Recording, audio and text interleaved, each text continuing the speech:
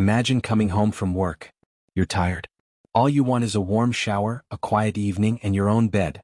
But instead of pulling into your driveway, you pull up to an empty lot. No house. No garage. No front porch light. Just dirt, broken bricks, and a sign that says, Demolition complete. You blink. You stare. You check the GPS again thinking, maybe I typed the wrong address. But this is your street. These are your neighbors. And this is where your house stood, just last week. Now, it's gone. That's exactly what happened to the man in this story. But here's the twist. The people who ordered the demolition had no idea who they were dealing with, because the man they messed with was a federal agent. It all started in a quiet, suburban neighborhood. The kind with trimmed lawns, white fences, and cookie-cutter homes. The kind where people wave when they drive by, and the biggest drama is someone painting their shutters the wrong shade of blue. You'd think it was peaceful. And it was on the surface. But underneath all the smiles and block parties was the HOA. If you've ever lived in a neighborhood with a homeowners association, you already know. Some are fine, organized, helpful, fair. But others? They're power-hungry mini-dictators in khakis and clipboards. This one was definitely the second type. They micromanaged everything. The length of your grass. The kind of blinds you used. Even the color of your mailbox. If you parked slightly over the line, you'd get a warning. If you left your trash bin out a few hours too long, you'd get a fine. So yeah, people were used to the HOA being strict. But this? What they were about to do. This crossed every possible line. The house that was bulldozed belonged to a man we'll call Jack. He wasn't flashy. Kept to himself. Paid his dues on time. Didn't go to neighborhood BBQs. But everyone knew he was solid. Some neighbors guessed he worked in security. Others said maybe he was in the military. He'd be gone for weeks at a time, then come back quiet and focused. No parties. No drama. Just mowed his lawn, waved politely, and kept moving. What most didn't know, what the HOA definitely didn't know, was that Jack was a federal agent. The kind that disappears for work and can't say where he's been. The kind with high-level clearance, field duties, and a job that most people can't imagine. He'd been away for a while this time. About a month. Before leaving, Jack did what any responsible homeowner would do. He notified the HOA. Sent an official letter and an email, letting them know he'd be away for government work. He even asked a trusted neighbor to keep an eye on the place. The yard was maintained. No mail piled up. Lights were set on timers. Everything looked normal. But apparently that wasn't good enough. A few weeks into Jack's absence, the HOA started whispering. Some board members began claiming the house looked abandoned, which was strange because it didn't. The lawn was trimmed. The exterior was clean. Nothing screamed neglect. Still, the board pushed the narrative. Maybe they didn't like that Jack didn't attend meetings. Maybe they thought he wasn't following their imaginary rules. Or maybe they just got power hungry. Whatever the reason, they decided the house had to go. Not rent it out. Not sell it. Demolish it. And the worst part? They never contacted Jack. Not once. They didn't call. Didn't email. Didn't send a certified letter. They just went straight to action. The demolition team was scheduled for a Tuesday. The HOA signed off on everything, claiming the property was abandoned beyond recovery. They even used fake evidence, doctored photos, false claims, and paperwork. Some neighbors later said they were shocked but assumed Jack had sold the house or something. By noon that day, the house was flattened. Not just cleared. Leveled. Every wall, every window, every piece of furniture, gone. The demolition crew hauled away debris, smoothed the ground, and marked it ready for future development. Just like that. All while Jack was in another state, working undercover, doing things the average person couldn't even imagine. Risking his life for the country, and trusting his home was safe. A few days later, Jack returned. His flight landed late. He drove in around midnight. Tired. Worn out. Ready to finally rest. But when he turned the corner onto his street, something felt wrong. His headlights hit the lot where his house should have been. He slowed the car. Stared. There was no front door. No driveway. No flower beds. Just an open space of dirt and silence. At first he thought it was a mistake. Maybe the street layout changed. Maybe there was a construction project nearby. Then he saw his neighbor's house, exactly where it had always been. The street was the same. Every detail matched. Except for one. His house was missing. Jack didn't panic. Didn't scream. Didn't even get out of the car right away. He just sat there, processing. Then slowly he stepped out, walked to the lot, and stared at the demolition complete sign nailed to a post where his mailbox used to be. The air was cold. The street was quiet. And everything he owned, his clothes, his files, his furniture, his memories, had been taken without a word. Neighbors watched from behind curtains, too nervous to say anything. Some of them knew what happened. But no one had the courage to speak up. Jack stood in silence for a moment longer. Then calmly he pulled out his phone. Not to call the HOA. Not to call the police. He made one call. To his agency. That's when everything changed. The silence on the street that night was heavy. Jack didn't say much.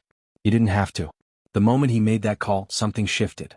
He wasn't just a man without a home. He was a federal agent who'd just become the victim of an illegal demolition. And now he was taking action. The call lasted under 5 minutes. Calm, direct, and professional. He reported a serious property violation, explained the circumstances, and requested internal assistance for legal documentation and follow-up. And that was it. Jack didn't scream. He didn't pound on doors. He didn't even walk across the street to confront the neighbors. He simply got back in his car, drove to a hotel, and waited. By morning, emails were flying across federal servers. Legal departments were involved. Internal affairs opened a case. And just like that, what the HOA thought was a harmless decision became a federal matter. Meanwhile, back in the neighborhood, the HOA board members were completely unaware of the storm heading their way. They went about their day, sipping coffee, walking dogs, feeling proud of their cleanup job. Some even smiled as they passed by the empty lot, believing they had restored order to the community. They had no clue what was coming. It started small. A single certified letter arrived at the HOA president's door. Then 2 more arrived for the treasurer and secretary. By the end of the week, every board member had received official notice. They were under investigation for destruction of private property, unlawful entry, and falsification of records. That's when the panic set in. One board member tried to claim it was a misunderstanding. She insisted they thought the house was abandoned. But when asked why no one had contacted the homeowner, her only answer was, "We didn't think we needed to." Another said the house had looked dangerous and uninhabitable. But when asked for proof, he couldn't produce a single report from the city or a licensed inspector. Nothing. Just HOA meeting notes filled with personal opinions and vague complaints. And Jack? He stayed quiet, focused, patient. He wasn't interested in drama. He was interested in justice. His agency helped him pull all the communication records, including the letter and email he'd sent before his trip. Both clearly explained his absence and confirmed that the home was being maintained. Both time-stamped. Both ignored by the HOA. Even more damaging? The neighbor Jack had asked to watch the house had also emailed the HOA, twice, explaining that Jack was on assignment and asking if there was anything needed while he was gone. Those emails were ignored too. It was no longer a misunderstanding. It was willful negligence. But it didn't stop there. Digging deeper, the investigation uncovered something even worse. It turned out the HOA had been looking for a reason to get rid of Jack's house for months. Some board members had complained that his property didn't fit the style of the neighborhood. Others said it brought down the value of surrounding homes, even though Jack's house was in perfect condition. One internal memo revealed that the board had discussed potential strategies to encourage Jack to leave. That memo would later become a key piece of evidence in the lawsuit. By the second week, the story was no longer just a local scandal. It had reached state investigators. Jack's legal team filed a lawsuit against the HOA for property destruction, invasion of privacy, emotional distress, and gross misconduct. And this wasn't just a few angry emails and a court date. This was a full-blown legal battle. Subpoenas were issued. Depositions were scheduled.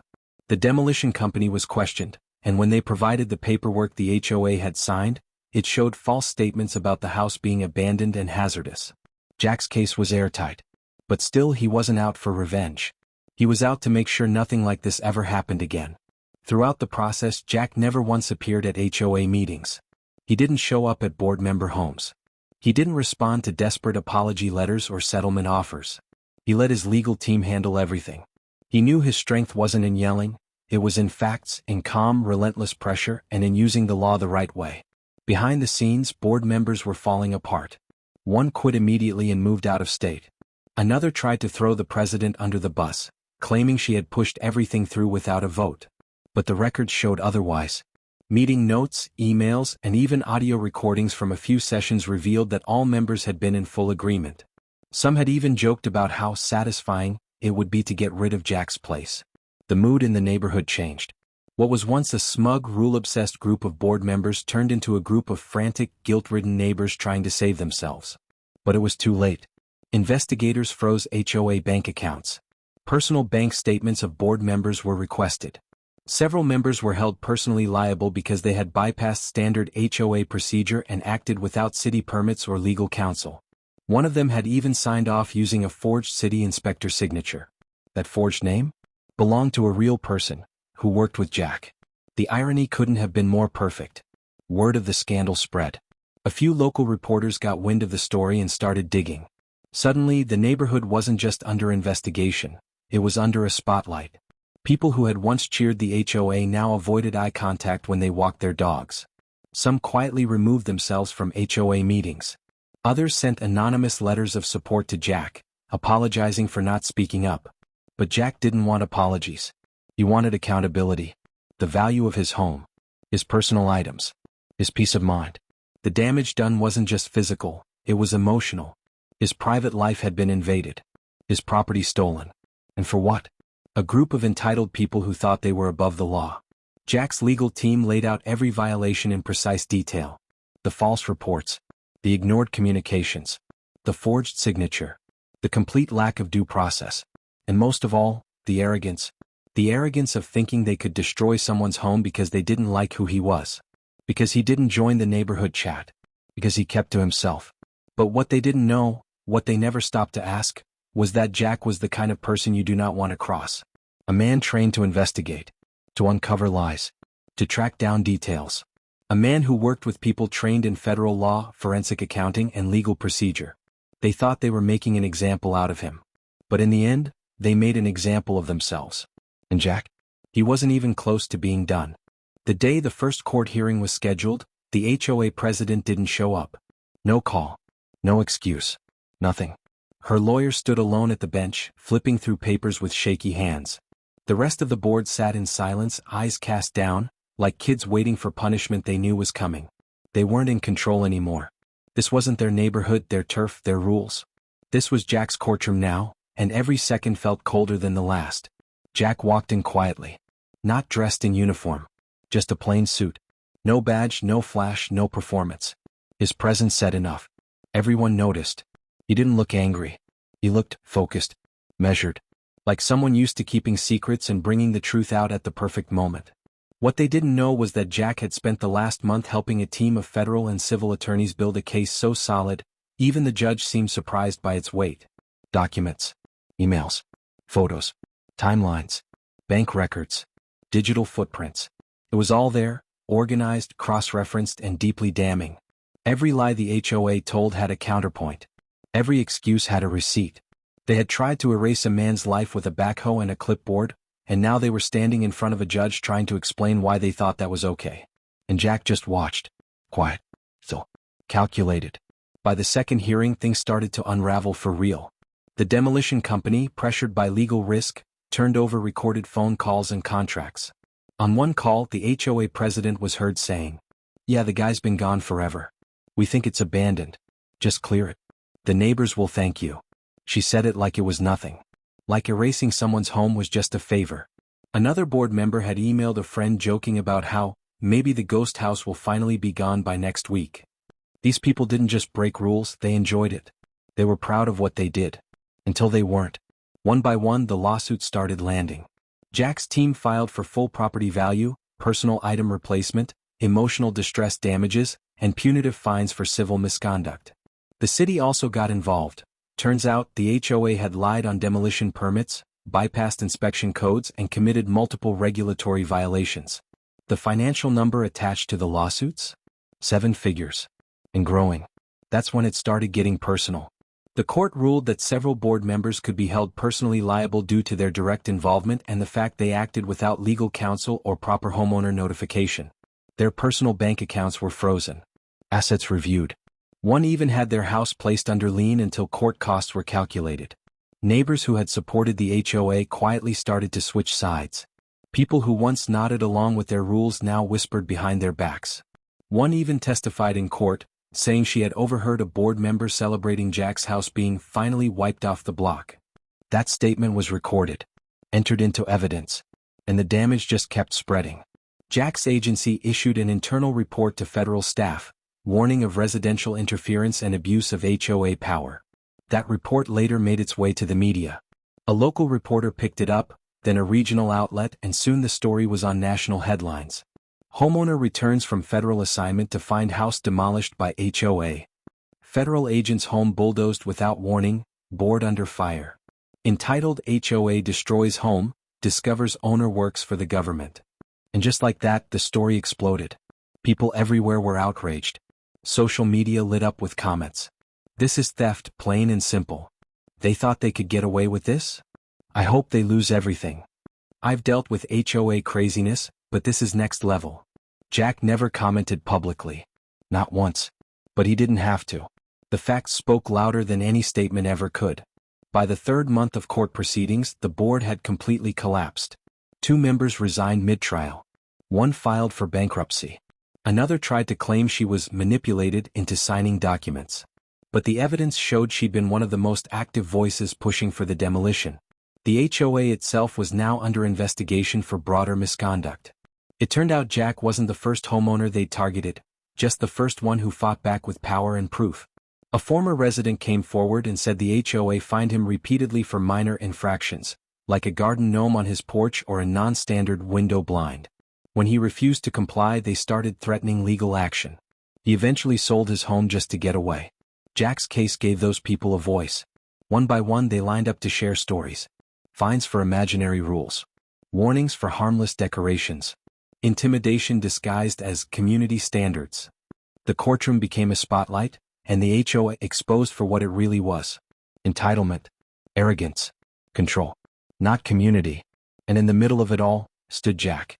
Calm. Unmoving. He didn't want revenge. He wanted truth. Correction. Balance. And that's exactly what he got. The judge ruled decisively.